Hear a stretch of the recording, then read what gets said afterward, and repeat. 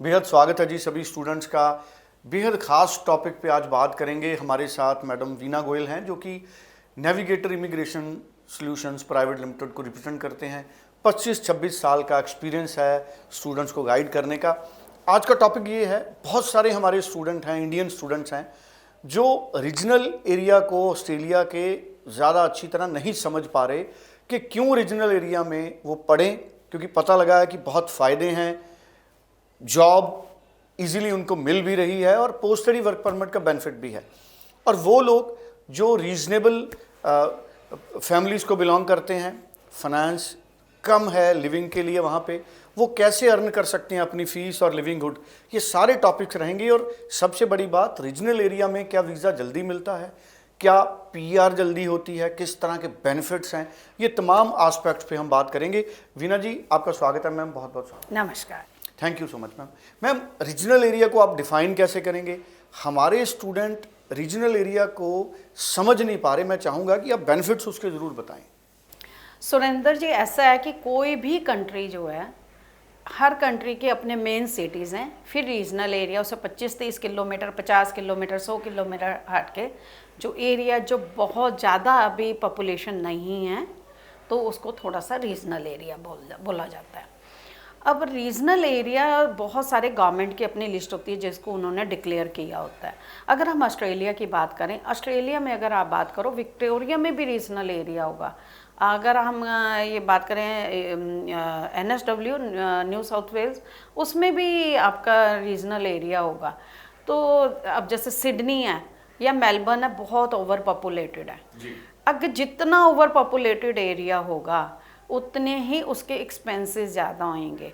Natural है, किसी भी कंट्री की गवर्नमेंट नहीं चाहती कि कोई नया इमिग्रेंट आ रहा है या नया स्टूडेंट आ रहा है तो वो एक उस टाइम भीड़ में आए। उनकी ज़्यादा प्रेफरेंस होएगी जहाँ कम पॉपुलेशन है वहाँ पे बच्चा जाए। अब कम पॉपुलेशन में उसको फ़ायदा क्या होता है? एक तो उसको आपने बोला जैसे पोस्ट स्टडी वर्क परमिट बहुत लंबा है, 5 to 6 ईयर्स का भी मिल रहा है, डिपेंड ऑन द कोर्स।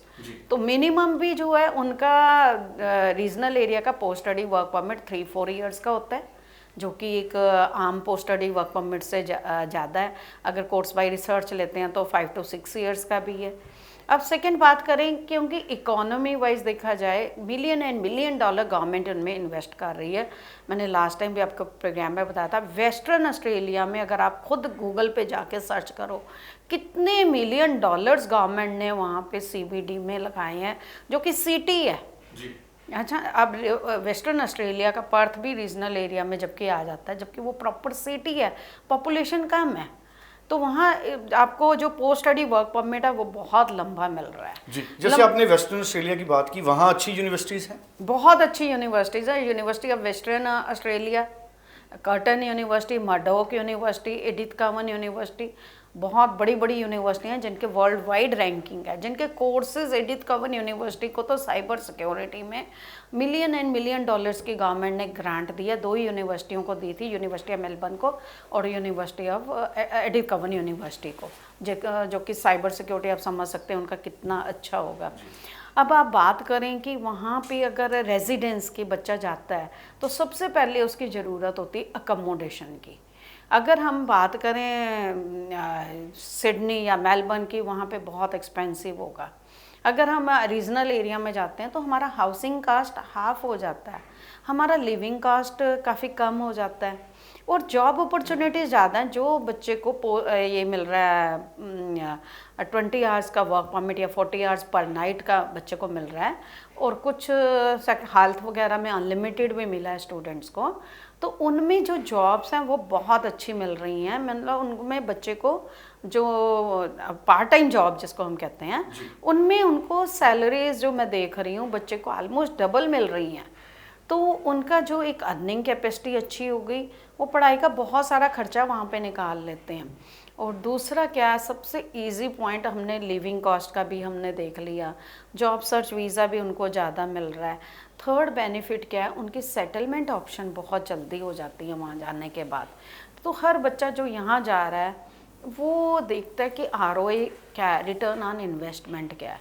तो यही जब एम्बेसी वीज़ा देती है, हाई कमीशन वीज़ा देती है, वो देखती है कि इनकी इतनी कैपेसिटी है, इसके लिए इनकम टैक्स रिटर्न देखी जाती है।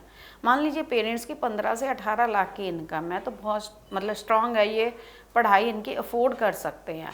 तो अगर आप रीजनल एरिया में गए हो और आपका जो एक पेरेंट्स पे उतना प्रेशर नहीं पड़ा, आपने पढ़ाई अच्छे से कर ली, आपकी सेटलमेंट, जॉब्स आपको अच्छी मिल रही, जॉब्स अच्छी मिल रही हैं तो सेटलमेंट तो ऑटोमेटिकली आपके पीछे आ रहा है, आपको पॉइंट्स एक्स्ट्रा मिल रहे हैं सेटलमेंट के लिए, तो इससे ज़्यादा आपको और क्या चाहिए। बिल्कुल ठीक है। और अभी अगर हम बात करें ऑस्ट्रेलिया के जो रीसेंट जो इंटेक्स हैं, नवंबर इंटेक है, उसके बाद फरवरी इंटेक हैं, तो रीजनल एरियाज़ के लिए अभी से स्टूडेंट अप्लाई भी कर सकते हैं?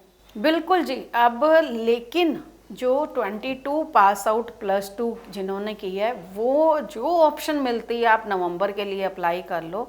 यूनिवर्सिटीज़ जो हैं 1 साल से ज़्यादा गैप नहीं लेती अगर आपने +2 किया। दैट मीन्स 23 में जिन्होंने +2 की है, आइल्स कर लिया, वो इमीडिएट अप्लाई कर लें विदाउट वेस्टिंग योर टाइम, क्योंकि एम्बेसी ने फंड्स भी 3 मंथ्स ओल्ड देखने होते हैं। तो आपको इतना टाइम मिल जाएगा फाइनेंशियल डॉक्यूमेंट का, जब तक आपकी ऑफर लेटर आ रही है, आपके इनकम टैक्स रिटर्न्स, आपको जो मतलब जो एम्बेसी के लिए जीटी रिक्वायरमेंट है, जो यूनिवर्सिटी के लिए आप हमारे पास डॉक्यूमेंट्स कंप्लीट करते हो, फाइनेंशियल डॉक्यूमेंट, आप बैंक लोन ले सकते हो या आप 3 मंथ्स ओल्ड फंड दिखाओगे, वो आप पे डिपेंड करता है। और अगर आपने मास्टर्स की है तो आपका 5 ईयर से ज़्यादा गैप मुश्किल हो जाता है। तो उसके लिए अगर आप जॉब कर रहे हैं और आपके पास एक्सपीरियंस लेटर है, आपके पास अकाउंट में सैलरी जा रही है, वो सारे आपको प्रूफ चाहिए। लेकिन आप जितनी जल्दी अप्लाई करते हो आपके, क्योंकि डॉक्यूमेंट ऑस्ट्रेलिया में बहुत चाहिए जीटी के लिए। आजकल बच्चों का क्वेश्चन आ रहा है, मैडम जीटी क्या चीज़ है, जो हम पहले, एक बच्चा 8-10 साल पहले मेरे थ्रू गया था, अभी उसका फ़ोन आया कि किसी रिलेटिव को भेजना है कि मैडम जीटी पहले तो नहीं सुनते सी, हूँ जीटी की है, तो मतलब जीटी क्या है, बच्चे ये परेशान होते हैं। तो जीटी मीन्स कि आपका जेन्युइन टेम्परेरी रिक्वायरमेंट है एंट्री की, तो आपको उसके लिए फाइनेंशियल डॉक्यूमेंट्स मीन्स आप फाइनेंशियली कितने स्ट्रांग हो तभी एम्बेसी आपको visa they, that is called GT. और अगर हम वेस्टर्न ऑस्ट्रेलिया की बात कर रहे हैं, ऐसे ही हम बात करते हैं एडिलेड की, ऐसे ही आप बात कर सकते हैं कि जैसे न्यू साउथ वेल्स में मैंने बोला था, वोलोंगोंग वगैरह, उस साइड की, वो सारे रीजनल एरिया में आते हैं। तो आप रीजनल एरिया में जाते हो तो बेनिफिट तो सारी जगह सेम है, गवर्नमेंट ने पैसे भी लगाए हैं, आपको पोस्ट स्टडी वर्क परमिट भी एक्स्ट्रा मिल रहा है, और आपको जो पार्ट टाइम जॉब्स की भी अवेलेबिलिटी ज़्यादा है, उसमें आपको पे रोल भी अच्छा मिल रहा है, भीड़ से आप दूर हो। तो ये आपके प्लस पॉइंट्स हैं। एंड नेचुरल ब्यूटी आप इंजॉय कर सकते हो, जितनी भीड़ कम होएगी उतना ही आपका मतलब जो इतने घर बने हैं कंक्रीट जिसको बोलते हैं, पूरा एक कंक्रीट स्ट्रक्चर तैयार हो गया, आप नेचुरल ब्यूटी में रहना चाहते हो, नेचर को एंजॉय करना चाहते हो, तो आप वैसी जगह जा रहे हो। बिल्कुल ठीक है। अभी नवंबर और फरवरी इनटेक की ऑप्शंस कितनी बची हैं? फरवरी तो अभी काफ़ी, फरवरी की बहुत ऑप्शन है, टोटल ऑप्शन है, नवंबर के लिए लिमिटेड है। इसलिए मैं कह रही हूँ कि जो भी बच्चे का कोई गैप की प्रॉब्लम है, कोई कुछ भी, इस टाइम एम्बेसी वीज़ा जो पीछे रिजेक्शन आए थे अब रिजेक्शन नहीं आ रहे हैं, इवन कॉलेजेस के वीज़े आ रहे हैं, डिग्रीज़ के, डिप्लोमा को मैं प्रमोट नहीं करती ऑस्ट्रेलिया में क्योंकि उसमें वीज़ा बहुत कम है।